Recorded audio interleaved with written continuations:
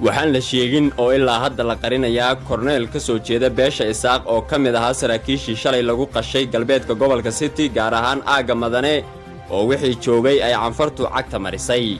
magaca korneelkan ilaa hadda la qarinayo oo aan dabagal ku sameynay ayaana loogu sheegay Ayaanle Cali Ciid oo ka soo jeeday degmada Xarshin ee gobolka Faafan iyo inuu beelweynta Isaaq ka ahaa Ayuub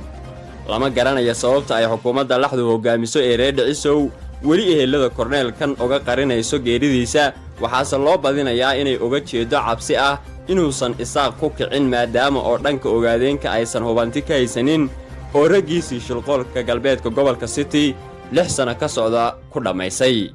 korneelkan ayaa noqonaya kii labaad ee toddobaadkan gudihiisa isaga iyo ciidankiisiiba canfartu koonkan dhaafisay wuxuu kaloo noqonayaa sargaalkii lixaad ee isla muddadaas la khaarijiyay kuwaasoo marka dhanka darajada laga eego ka dhigan 2 korneel 2 shaalaqe iyo 2 howlgeliye ama 2 samajaa iyadoo tirada guud ee ciidanka Soomaalida ee duulaankan cusub ee labada toddobaad socda ku dhimatay ay tahay inta la xaqiijiyay 487 oo 6 ka mid ah ay saraakiil sare tahay waxaan weli dabagal ku haynaa magacyada 2 howlgeliye ama samajaa iyo 2 shaalaqe oo kale oo dagaalkii shalayna loogu sheegay inay ku dhinteen balse la qarinayo kuwaasoo haddaan helno aan dib idinkala soo wadaagi doono haddii alla idmo dhaawacyadii ciidanka ayaa dhanka kale la tibaaxayaa inay weli ku darxumaysan yihiin furimihii dagaalka oo qaarkood dhiigbax u dhinteen qaarna goobo caafimaad oo aysan wax dawaa oolin dhakhaatiirna joogin oo baadiye ah inta lagu tuuray lagu iloobay oo lagaga yimid halkaasna ay waalidiintood uga soo qayla dirsanayaan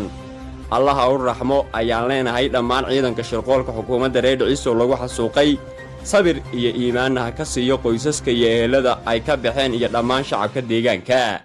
waxaanse waalidiinta dhalay hadhaaga ciidanka ku sugan galbeedka gobolka City u sheegaynaa inay wiilashooda la hadlaan oo ku booriyaan inay iskaga soo baxaan shirqoolka reer Dhicisow iyo faalka ciisaha ee halkaas ku haya naftoodana badbaadsadaan oo aysan ubadkooda agoontimaynin xaasaskoodana asay u saarin wixii ka soo kordhasa xogaan iyo wararkii ugu dambeeyay waxaan mar walba idinku soo gudbin doonaa barahayga kala duwan ee Aamin Qaamun Sakiid